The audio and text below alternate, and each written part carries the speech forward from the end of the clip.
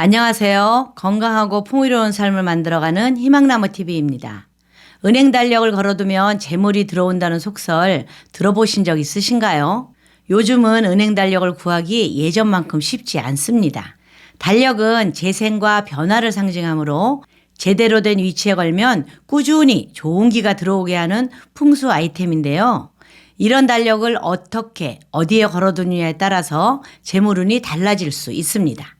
그래서 오늘은 재물운을 높여주는 달력과 그 반대로 재물운을 떨어뜨리는 달력에 대해서 알아보겠습니다. 그리고 좋은 기운을 얻기 위해 달력을 어느 위치에 걸어야 하는지도 말씀드리겠습니다. 영상 시청하시면서 구독과 좋아요 한번 꾹 눌러주세요. 구독, 좋아요, 알림 설정 콕콕. 재물운을 불러오는 달력으로는 어떤 것이 있을까요? 주거래 은행에서 받은 달력을 걸어두면 좋은데요.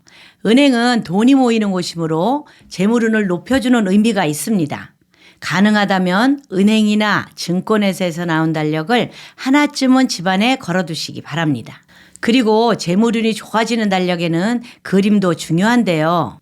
달력을 보는 사람들도 그 기운을 받기 때문에 달력에 그림이 있는 경우 어둡고 우울한 분위기의 그림, 강한 그림은 피하시고 가정에 평안과 즐거움을 주고 희망차고 활기찬 미래를 상징하는 그림이나 과일, 산수와 자연을 담은 풍경화가 좋습니다.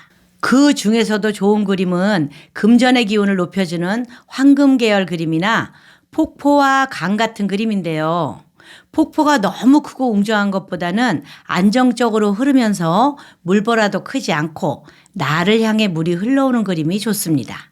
같은 개념으로 강줄기 그림 역시 좌우로 물줄기가 새는 그림보다는 물줄기가 구불구불 흐르면서 모아져서 나를 향해 다가오는 그런 그림이 좋습니다.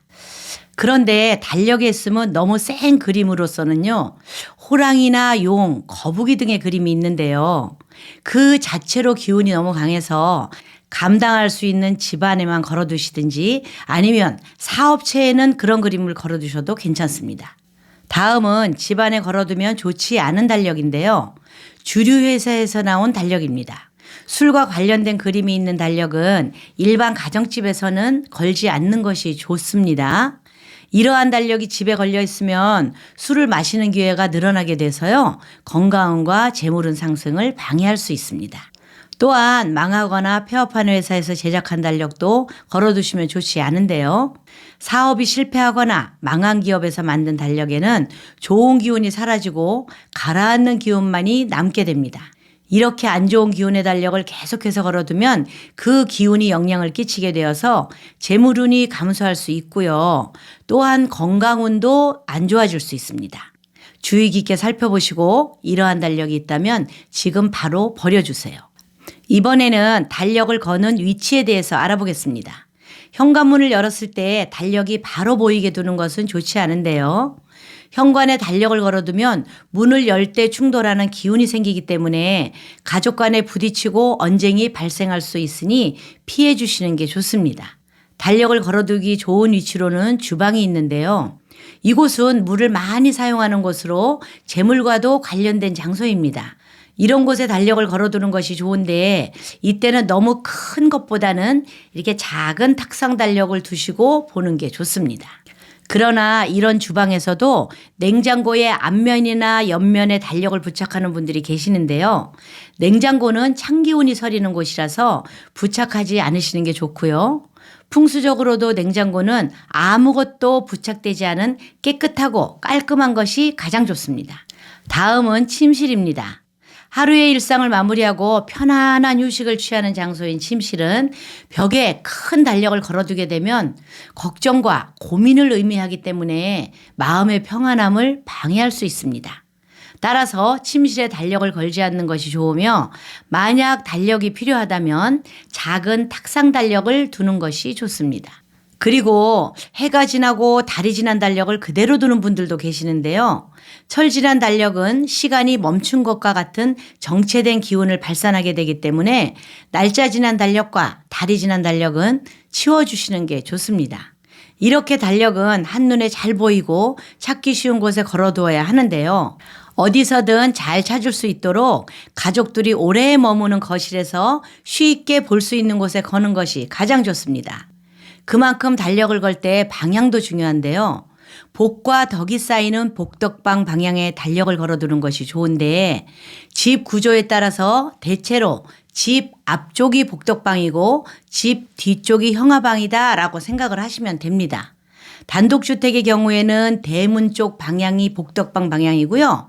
아파트나 빌라의 경우에는 거실이나 베란다처럼 큰 창이 있는 방향이 복덕방 방향이 됩니다. 달력을 이 복덕방 위치에 걸어두시면 사업을 하시는 분은 막힘없이 사업을 잘 해내실 수 있습니다. 오늘은 재물운을 낮추는 달력과 재물운을 높이는 달력, 그리고 적절한 위치에 달력을 배치하는 방법을 말씀드렸습니다. 새해를 시작하는 이 시점에서 우리 집 달력 위치를 한번 확인해 보시는 것도 좋을 것 같습니다. 이번 영상은 여기까지고요.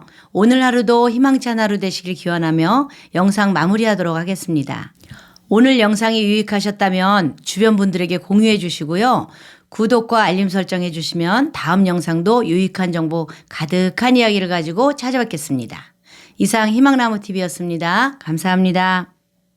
안녕하세요. 희망나무TV가 2024년도 풍수달력을 만들어서 소개해드립니다. 2024년 갑진년 풍수달력의 특별한 점은요. 첫 번째, 갑진년에 이사를 해야 하는데 절대로 가면 안 되는 방향은 어디인지, 반대로 좋은 방향은 어디인지 보기 쉽게 표시해 두었습니다. 두 번째는 여러분들이 인간관계를 할 때 궁합을 볼 수가 있습니다. 남녀 간의 궁합뿐만 아니라 나와 파트너가 될 사람이나 직원을 채용할 때 나와 궁합이 잘 맞는지 쉽게 볼 수 있도록 요약해서 올려드렸습니다. 세 번째, 내가 중요한 행사를 앞두고 날을 정해야 할 때 사업상 중요한 미팅이 있거나 병원 수술 날짜, 자격증 시험 접수 일자 등등 나에게 좋은 기운을 주는 날과 나쁜 기운이 있는 날짜를 나이별로 보기 쉽게 표시해서 일침표를 올려드렸습니다.